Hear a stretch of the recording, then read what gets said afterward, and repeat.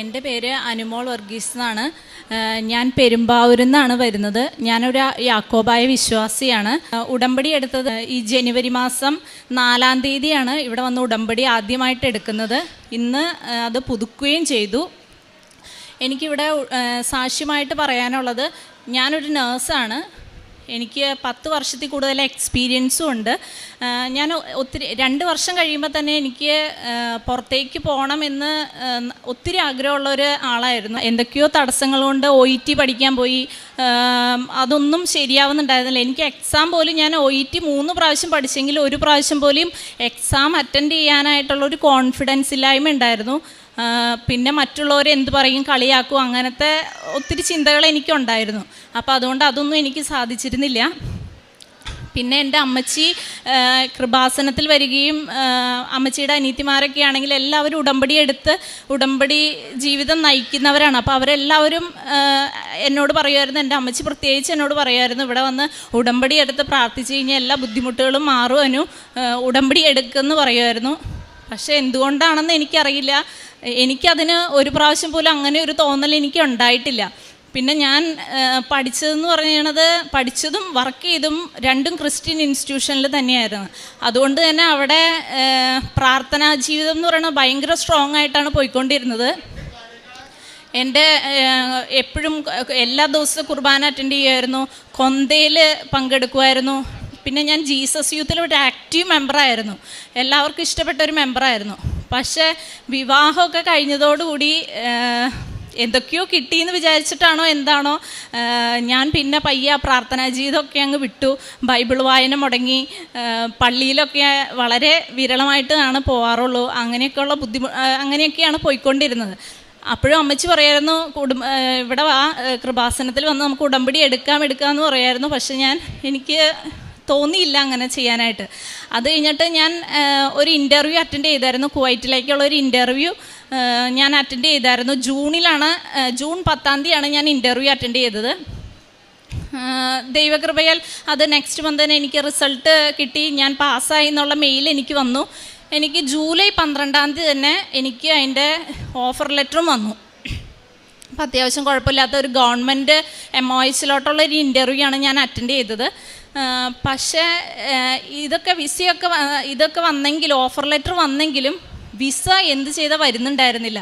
അപ്പോൾ എൻ്റെ കൂടെ അറ്റൻഡ് ചെയ്ത എല്ലാ കുട്ടികൾക്കും വിസ വന്നിട്ടും എനിക്ക് മാത്രം വിസ വന്നിട്ടില്ല. ജനുവരി ആയിട്ടും എനിക്ക് വിസ വന്നിട്ടില്ല. അപ്പം ഞാൻ മാനസികമായിട്ട് ഞാൻ ഒത്തിരി തകർന്നു പോയായിരുന്നു. പിന്നെ മറ്റുള്ളവരായാലും കളിയാക്കുമായിരുന്നു, അത് ഞാനെന്തോ പാസ്പോർട്ടൊക്കെ അയച്ചതിൻ്റെ എന്തോ പ്രശ്നമാണ് എന്നൊക്കെ പറഞ്ഞുകൊണ്ട് എല്ലാവരും തന്നെ ഇങ്ങനെ കളിയാക്കുമായിരുന്നു. അപ്പോൾ ഞാൻ മാനസികമായിട്ട് ഒത്തിരി തകർന്നു പോയായിരുന്നു. ഞാനൊരു ഡിപ്രഷൻ മൂഡിലോട്ട് വരെ ആയായിരുന്നു. പിന്നെ അമ്മച്ചി എന്നോട് പറഞ്ഞു, വാനു നമുക്ക് കൃപാസനത്തിൽ പോവാം, ഉടമ്പടി എടുക്ക്, പ്രാർത്ഥിക്ക്, അപ്പം എല്ലാം ശരിയാവും എന്ന് പറഞ്ഞു. അങ്ങനെ ഞാൻ ജനുവരി 4-ാം തീയതി ഇവിടെ വരികയും ഉടമ്പടി എടുത്ത് പ്രാർത്ഥിക്കുകയും ചെയ്തു. എൻ്റെ പ്രാർത്ഥനാ ജീവിതം എല്ലാം ഞാൻ തിരികെ പിടിക്കുകയാണ് ഉണ്ടായത്. കാരണം എന്ന് വെച്ചാൽ 2 നേരത്തെ ഉടമ്പടി അനുസരിച്ചുള്ള എല്ലാ ജീവിതവും ഞാൻ മുമ്പോട്ട് കൊണ്ടുപോയിരുന്നു. 2 നേരവും പ്രാർത്ഥന 5:30 തന്നെ, 5:25 അലാം വെച്ച് 5:30 തന്നെ ഞാൻ എല്ലാ ദിവസവും എണീറ്റ് പ്രാർത്ഥിക്കും. അരമണിക്കൂർ ബൈബിൾ വായിക്കും. അപ്പോൾ അരമണിക്കൂർ കണ്ടിന്യൂസ് ആയിട്ട് എനിക്ക് ബൈബിൾ വായിക്കാനുള്ള ടൈം കിട്ടാറില്ല. അപ്പം ഞാൻ രാവിലെ 15 മിനിറ്റ് വായിക്കും, ഈവനിങ് 15 മിനിറ്റ് വായിക്കും. അങ്ങനെയാണ് ഞാൻ വായിക്കാറ്.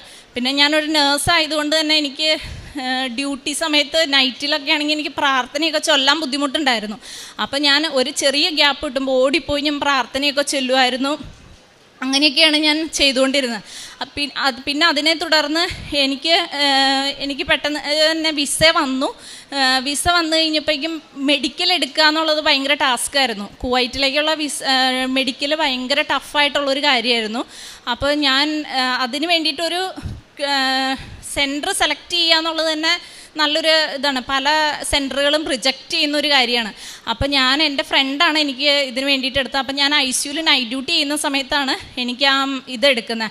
അപ്പം ഞാൻ ചേച്ചിയോട് പറഞ്ഞു, ചേച്ചി എനിക്ക് വേണ്ടി ഇത് സെൻറ്റർ എടുക്കാൻ പറഞ്ഞു. അപ്പം ഞാൻ പ്രത്യക്ഷീകരണ പ്രാർത്ഥന അവിടെ ഇരുന്ന് കണ്ടിന്യൂസ് ആയിട്ട് ICUവിൽ ഇരുന്ന് പ്രത്യക്ഷീകരണ പ്രാർത്ഥന ചൊല്ലിക്കൊണ്ടിരിക്കുമായിരുന്നു. എനിക്ക് അത്ഭുതം ആയിട്ടാണ് എനിക്ക് തോന്നിയത്. എൻ്റെ മനസ്സിൽ ഞാൻ വിചാരിച്ച ആ ഒരു ക്ലിനിക്ക് തന്നെ എനിക്ക് കിട്ടി. ഡെൽമൺ എന്ന് പറഞ്ഞ ക്ലിനിക്ക് തന്നെയാണ് എനിക്ക് കിട്ടിയത്. അപ്പോൾ എനിക്ക് ഭയങ്കര സന്തോഷമായി. പിന്നെ മെഡിക്കൽ എടുക്കണേക്കാളും മുമ്പ് ഞാനൊരു ഫ്രീ ആയിട്ട് ഒരു എക്സ്റേ, ഞാൻ രാജഗിരിയിലാണ് വർക്ക് ചെയ്തുകൊണ്ടിരുന്നത്, ഫ്രീ ആയിട്ട് ഞാനൊരു എക്സ്റേ എടുത്തു. അപ്പോൾ അതിൻ്റെ അകത്ത് ചെറിയൊരു പാച്ച് പോലെ എന്തോ കണ്ടു. അപ്പോൾ അതിൻ്റെ ഒരു ഭയങ്കര ടെൻഷൻ ഉണ്ടായിരുന്നു. ഞാനപ്പോൾ അതിനെ തുടർന്ന് ഞാൻ ഉടമ്പടി കാശ് രൂപ ഞാൻ എൻ്റെ പിന്നിൽ കുത്തി എൻ്റെ ഡ്രസ്സിൽ തൂക്കിയിട്ടിട്ടാണ് ഞാൻ വിശ്വാസപ്രമാണം കണ്ടിന്യൂസ് ആയിട്ട് ചൊല്ലിയിട്ടാണ് ഞാൻ അവിടെ പോയി മെഡിക്കലിന് പോയത്. ദൈവകൃപ എന്ന് പറയട്ടെ, അതിൻ്റെ ഒരു ബുദ്ധിമുട്ടും എനിക്കുണ്ടായിരുന്നില്ല. അപ്പോൾ അവിടെയൊക്കെ എഴുതി ഇങ്ങനെ പരസ്യം പോലെ വെച്ചേക്കാണ്, കുവൈറ്റിലേക്കുള്ള മെഡിക്കൽ വളരെ സ്ട്രിക്റ്റ് ആണെന്നൊക്കെ. അപ്പോൾ ഹസ്ബൻഡൊക്കെ അത് കണ്ടിട്ട് എന്നോട് ടെൻഷൻ അടിക്കുക, ഞാൻ ഭയങ്കര ടെൻഷൻ അടിക്കുന്ന ആളായതുകൊണ്ട് ആൾ കണ്ടിട്ട് എന്നോട് പറഞ്ഞില്ല. പക്ഷെ ഞാനിത് കണ്ടായിരുന്നു. പക്ഷെ ഞാൻ മാതാവിനെ മുറുകെ പിടിച്ചു, ഞാൻ പ്രാർത്ഥിച്ചു. എനിക്കൊരു ബുദ്ധിമുട്ടുണ്ടായിരുന്നില്ല. വളരെ സ്മൂത്തായിട്ട് തന്നെ ഞാൻ മെഡിക്കലും പാസ്സായി. പിന്നെ എനിക്കൊരു ബുദ്ധിമുട്ടുണ്ടായിരുന്നെന്ന് വെച്ചാൽ ഉടമ്പടി പ്രാർത്ഥന ചൊല്ലാനായിട്ട് രാവിലത്തെ വൈകുന്നേരം പ്രെയർ ചൊല്ലാനായിട്ട് മുട്ടുകുത്തി നിൽക്കുമ്പോൾ എനിക്ക് ഭയങ്കര മുട്ടുവേദന വരുമായിരുന്നു. അങ്ങനെ ആദ്യത്തെയൊക്കെ ദിവസങ്ങളിൽ അങ്ങനെ മുട്ടുകുത്തി നിൽക്കുമ്പോൾ എനിക്ക് പെട്ടെന്ന് ഞാൻ ഇരിക്കുമായിരുന്നു വേദന എടുത്തിട്ട്. അപ്പം ഞാൻ ഒരു ദിവസം ഉടമ്പടി തൈലം എടുത്ത് എൻ്റെ മുട്ടിൽ ഞാൻ തേച്ചിട്ട് ഞാൻ വിശ്വാസപ്രമാണം ചൊല്ലി മാതാവിനെ കരഞ്ഞു വിളിച്ച് ഞാൻ പ്രാർത്ഥിച്ചു. പിന്നെ ഇന്ന വരെ ഞാൻ മുട്ടുകുത്തിയല്ലാതെ ഞാൻ ആ പ്രാർത്ഥന ഞാൻ ചൊല്ലിയിട്ടില്ല.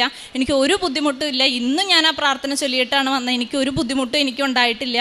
അപ്പോൾ എനിക്കിതിൽ നിന്ന് മനസ്സിലായി, നമ്മൾ ദൈവത്തോട് അടുക്കുമ്പോൾ ദൈവം നമ്മൾ ഒരിക്കലും കൈവിടില്ല എന്ന് എനിക്ക് മനസ്സിലായി. അങ്ങനെ എനിക്ക് 24-ാം തീയതി പോകാനായിട്ടുള്ള, കുവൈറ്റിലേക്ക് പോകാനായിട്ടുള്ള ഒരു ടിക്കറ്റുമായിട്ടാണ് ഞാൻ ഇന്ന് കൃപാസനത്തിൽ വന്നത്. എനിക്ക് ഒത്തിരി സന്തോഷമുണ്ട്. ഞാൻ പ്രേക്ഷിത പ്രവർത്തനമായിട്ട് പത്രം, ഇവിടെ നിന്ന് കിട്ടുന്ന പത്രം എല്ലാവർക്കും കൊടുക്കാറുണ്ട്. കൂടുതലും ഹോസ്പിറ്റലിലാണ് കൊടുക്കാറ്. പിന്നെ ഞാൻ ബസ്സൊക്കെ കയറാനായിട്ട് കയറാൻ നിൽക്കുന്ന എല്ലാവർക്കും കൊടുക്കാറുണ്ട്. ബസ്സിൽ കൊടുക്കാറുണ്ട്. അങ്ങനെയൊക്കെ കൊടുക്കുകയാണ് ചെയ്യാറ്. പിന്നെ എൻ്റെ ഇടവകപ്പള്ളി എന്ന് പറയുന്നത് ഒരു പാവപ്പെട്ട ഇടവകയാണ്. എന്നെ മാമോദീസ മുക്കിയ ഇടവക. അപ്പോൾ അവിടെ എന്തെങ്കിലും ഈ ഇടയായിട്ട് ഒരു കുരിശും തൊട്ടി ഉണ്ടാക്കി. അപ്പോൾ അതിന് ഞാൻ എന്നെക്കൊണ്ട് സാധിക്കുന്ന രീതിയിൽ ഞാൻ സഹായിച്ചായിരുന്നു. പിന്നെ അമ്മച്ചിയൊക്കെ പള്ളിയിൽ നിന്നൊക്കെ ആയിട്ട് അനാഥശാലയിലൊക്കെ പോയി. അപ്പോൾ അതിനൊക്കെ ഞാൻ എന്നെ കഴിയുന്ന രീതിയിൽ ചെറിയ തുകയൊക്കെ കൊടുത്ത് സഹായിച്ചായിരുന്നു. പിന്നെ രോഗികളെ, ഞാൻ ICUലാണ് വർക്ക് ചെയ്യുന്ന, കാർഡിയാക് ICU ആണ്. അപ്പം അവരോട് ഏറ്റവും കരുണയോടുകൂടി മാത്രമാണ് പിന്നെ എല്ലാ കാര്യങ്ങളും ഞാൻ ചെയ്തിട്ടുള്ളത്. ഞാൻ ഇന്നും വിശ്വസിക്കുന്നു, ഞാനിവിടെ വന്ന് ഉടമ്പടി എടുത്തുകൊണ്ടും എൻ്റെ പ്രാർത്ഥനാ ജീവിതം നേരെയാക്കിയതുകൊണ്ടും മാത്രമാണ് ഞാൻ ഇന്നിവിടെ നിന്ന് നിങ്ങൾക്ക് മുമ്പിൽ നിന്ന് ഈ സാക്ഷ്യം പറയാനായിട്ടുള്ള അനുഗ്രഹം എനിക്കുണ്ടായെന്ന് ഞാൻ വിശ്വസിക്കുന്നു. ഞാൻ എല്ലാവരോടും പറയുന്നു, ആരെങ്കിലും അങ്ങനെ നമ്മൾ ദൈവത്തോട് അടുക്കുമ്പോൾ മാത്രമാണ് ദൈവം നമ്മളെ കൂട്ടിച്ചേർത്ത് വെക്കുകയുള്ളൂ. അപ്പോൾ എല്ലാവരും എന്നെപ്പോലെ ബുദ്ധിമുട്ടുള്ള എല്ലാവരും പ്രത്യേകമായിട്ട് പ്രാർത്ഥനാ ജീവിതത്തിലേക്ക് തിരിച്ചു വരികയും അമ്മ മാതാവിൻ്റെ അനുഗ്രഹം തേടുകയും ചെയ്യണം. ഞാൻ എൻ്റെ ഫ്രണ്ട്സിനോടൊക്കെ പറയാറുണ്ട്, നിങ്ങളെല്ലാവരും അവർ പല ബുദ്ധിമുട്ടുകളും പറയുമ്പോൾ ഞാൻ പറയാറുണ്ട്, നിങ്ങൾ കൃപാസനത്തിൽ വന്ന് ഉടമ്പടി എടുത്ത് പ്രാർത്ഥിക്കുക, അതെല്ലാം ശരിയാവുമെന്നാണ് ഞാൻ പറയാറ്. അങ്ങനെയാണ് ഞാൻ എൻ്റെ പ്രാർത്ഥനാ ജീവിതം ഇപ്പോൾ മുമ്പോട്ട് പോകുന്നത്. ഏറ്റവും സ്ട്രോങ് ആയിട്ടുള്ള രീതിയിലാണ് പോയിക്കൊണ്ടിരിക്കുന്നത്. ഇതിന് പ്രത്യേകമായിട്ട് അമ്മ മാതാവിനോടും തിരുക്കുമാരനോടുമുള്ള നന്ദി ഞാൻ എപ്പോഴും ഞാൻ നൽകുന്നു. മലാക്കി 4:2 എൻ്റെ നാമത്തെ ഭയപ്പെടുന്ന നിങ്ങൾക്ക് വേണ്ടി നീതി സൂര്യൻ ഉദിക്കും, അതിൻ്റെ ചിറകുകളിൽ സൗഖ്യമുണ്ട്, തൊഴുത്തിൽ നിന്ന് വരുന്ന പശുക്കുട്ടി എന്നതുപോലെ നിങ്ങൾ തുള്ളിച്ചാടും. അനിമോൾ വർഗീസ് എന്ന ഈ സഹോദരി തൻ്റെ വിദേശത്ത് പോകുവാനുള്ള പരിശ്രമങ്ങളിലായിരുന്നപ്പോൾ അമ്മ മാതാവിൻ്റെ ഉടമ്പടി എടുത്ത് ജീവിച്ച് അത് നേടിയതിൻ്റെ സാക്ഷ്യമാണ് ഈ അൾത്താരയിൽ പങ്കുവച്ചത്. മകൾ പറയുന്നുണ്ട്, ഒരു വിശ്വാസ ജീവിതമുള്ള മകളായിരുന്നു, ആത്മീയ പ്രവർത്തനങ്ങളിൽ വ്യാപരിച്ചിരുന്ന ഒരു മകളാണ്. കുടുംബത്തിൽ പലരും അമ്മ മാതാവിൻ്റെ ഉടമ്പടി എടുത്ത് ജീവിക്കുന്നു. ഒത്തിരി നാളായി മകളോട് ഉടമ്പടി എടുക്ക്, കുറേ കൂടി കാര്യങ്ങൾ നന്നായി പോകും എന്ന് ഉപദേശിക്കുമ്പോഴും മകൾക്ക് പലപ്പോഴും അത് ഉടമ്പടി എടുക്കണമെന്നൊരാവശ്യം തോന്നുന്നില്ല. അതുകൊണ്ട് തന്നെ മകളുടെ പ്രാർത്ഥനയും ജീവിത രീതികളും ഒക്കെയായി മുന്നോട്ട് പോയി. വിവാഹത്തിലേക്ക് പ്രവേശിച്ച് കഴിയുമ്പോൾ ഇത്തിരി പ്രാർത്ഥനയ്ക്ക് കുറവ് വന്നതും മകളിടയ്ക്ക് സൂചിപ്പിച്ചു. ഉടമ്പടി ശരിക്കും നമ്മുടെ ആത്മീയ ജീവിതത്തെ ആക്സിലറേറ്റ് ചെയ്യുന്ന ഒരു പ്രാർത്ഥനാ പ്രവർത്തന പദ്ധതിയാണ്. നമ്മൾ മാമോദീസ സ്വീകരിച്ചതുകൊണ്ട് വിശ്വാസി എന്ന് പറയുന്നവരാണ്, ചൊല്ലിക്കൂട്ടുന്ന ചില പ്രാർത്ഥനകൾ കൊണ്ട് പ്രാർത്ഥിക്കുന്നുവെന്ന് കരുതുന്നവരുമാണ്.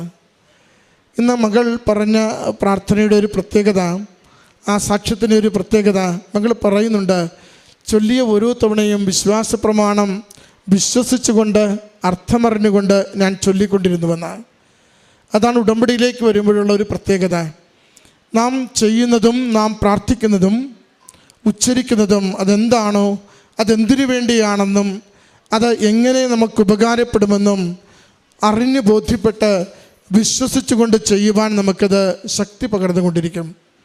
അതുകൊണ്ട് ഉടമ്പടി ഒരു സാധാരണ വിശ്വാസിയെ വേഗം ജീവിതത്തിൽ ആത്മീയ വളർച്ച നേടുന്ന വ്യക്തിയായി മാറ്റുന്നതിന് പെട്ടെന്നത് സഹായിക്കും.